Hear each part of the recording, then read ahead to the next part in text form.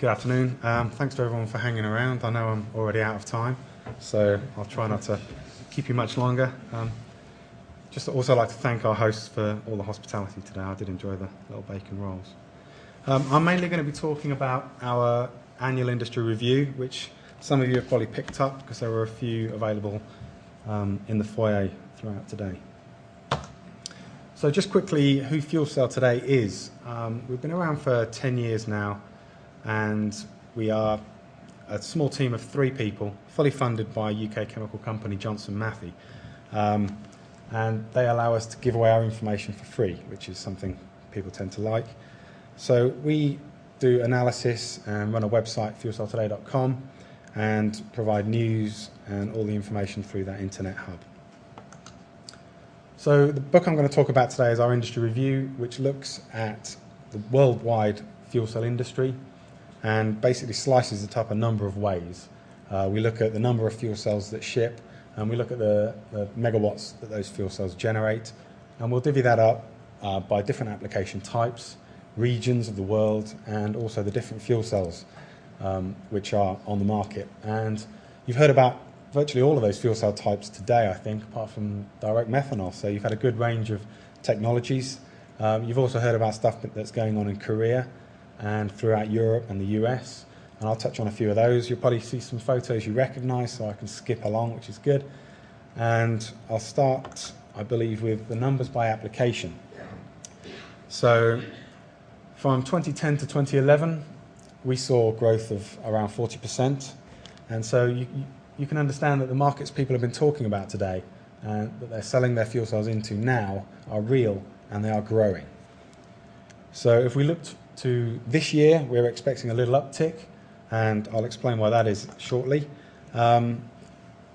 Predominantly the portable sector has been mainly supplied by auxiliary power units, but we have seen this year 3 companies launch consumer electronics chargers, and you can see photos of them there. The green one is the PowerTrek by MyFC, a Swedish company. The one in the hand is Horizon's Minipack, and the white one there connected to an iPhone is a Japanese model by a company called Aquaferry. So we're expecting some good sales of these units, which are used for sort of off-grid power. There'll be some early adopters that'll buy these, and they work quite well. In the other portable markets that you can see there are the APUs I spoke about. There's one in the middle. They're used to provide hoteling for trucks, for camper vans. The military are interested in portable power. They obviously don't always have the ability to plug into the grid. And the ultimate for the consumer electronics market would be integration. And we're seeing quite a bit of patent activity by companies like Apple and RIM. And so we're hopeful in the next few years the technology will develop to the stage where it can be integrated with these devices, and then the possibilities are endless. So if we look at the stationary system numbers, we've heard a bit about stationary systems today, and the large contributor in that market is a Japanese residential scheme that's been running for a number of years, known as Enerfarm. One of the speakers earlier touched upon a European almost equivalent scheme, which is launching the Enerfield, also looking at residential CHP systems. So while this market may be relatively new here, it's not new over in Japan, and they have been very, very popular. So you can see a few of the systems there, the Japanese ones at the top with the lady, some of the German systems, US systems from Clear Edge Power, and some Korean systems as well. They also have residential schemes running.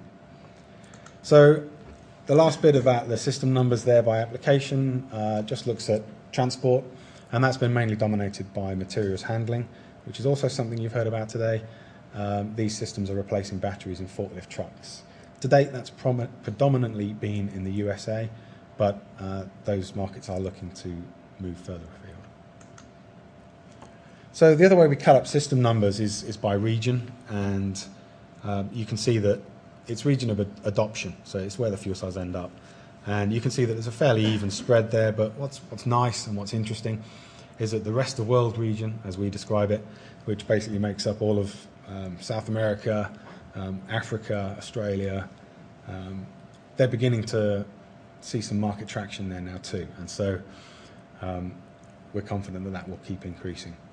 And then on the fuel cell type side of things, we're seeing less of a dominance by PEM fuel cells, which are the low temperature hydrogen fueled variants, and increasing numbers of solid oxide and molten carbonate fuel cells coming in there as well.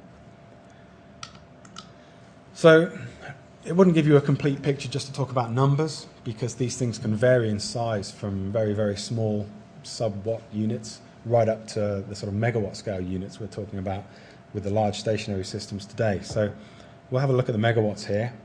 And we saw 2011, the numbers hit 100 megawatts for the first time. So that's a very promising sign, and you can see that there's been good growth, and we expect that to continue.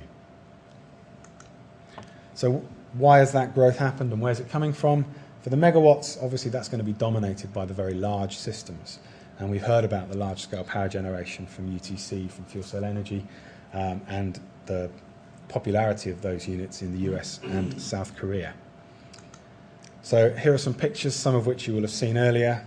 And to just show the scalability of these systems, I think there was a photo earlier that also showed this. You can just take a lot of them and put them in a car park, and then you've got a power plant. So that's what the Koreans are looking to do. They just think big, and they're rolling these things out as we speak. The graph there on the right-hand side looks at the renewable portfolio standard, which was touched upon earlier, and that shows that currently 2% of power generation must come from new and renewable energies, and they want that to grow to 10% by 2022. So if we look at the transport, which makes up the other side of the megawatt shift, obviously portable there is a very small blue line along the baseline, because the units, while there are a lot of them, they're very, very small. So we're expecting a return to growth in transport for 2012. The problem with it wasn't really a decline in 2011, but these projects tend to come and go. So you'll see a number of projects launched in one year that won't necessarily be replicated in size and scale the following year. So currently, in its early stages, it's quite lumpy. But we're seeing more forklifts, scooters, buses, and obviously cars, which have been spoken about today. And looking beyond that, we expect growth in all sectors. So here are some shots. You've got a forklift there in the top left with its refueling station, and that's inside a factory. So these things are safe to have indoors. You can see the blue forklifts all lined up there. That's a Cisco facility. The Suzuki scooters, which are being rolled out, and of course the fuel cell vehicles that we see in all the photos and popular press, and they're coming soon. So regionally, Asia and North America have tended to dominate in terms of the megawatts, simply because they've been the regions that have adopted these large stationary systems. In Europe, we've seen a lot more from the transport sector. And then if we look at it by fuel cell type, you'll see that the dominance of PEM fuel cells is no longer so extreme, and we're actually seeing significant contributions there from molten carbonate and from solid oxide fuel cells. So in terms of an outlook, this won't take much longer, we're expecting further increases as we go forward in all of these different areas, from telecommunications backup to transport applications, auxiliary power, and stationary. They're all finding niches and growing. So that, yeah, I think that covers everything. And also the portable chargers, we're anticipating a good uptake of those in the initial years, and hoping that that will continue. And then in terms of megawatts, we're expecting increases there across the board as well. And what influences that? In many ways, production capacity. So can the companies make enough of these things to sell them, because they are proving very popular? And expansion into other markets. Currently, we've heard people talk about Korea, about places like Connecticut and California, and they've had very good incentives for these systems. Now, any new technology doesn't come to the market fully mature. It has to mature over a number of years to get the costs down to become a fully mature product. And fuel cells are at an early stage of that. So incentives are still required, but everybody is looking to the days when they will no longer be needed, and that will open up a wide variety of other markets where currently these incentives don't exist.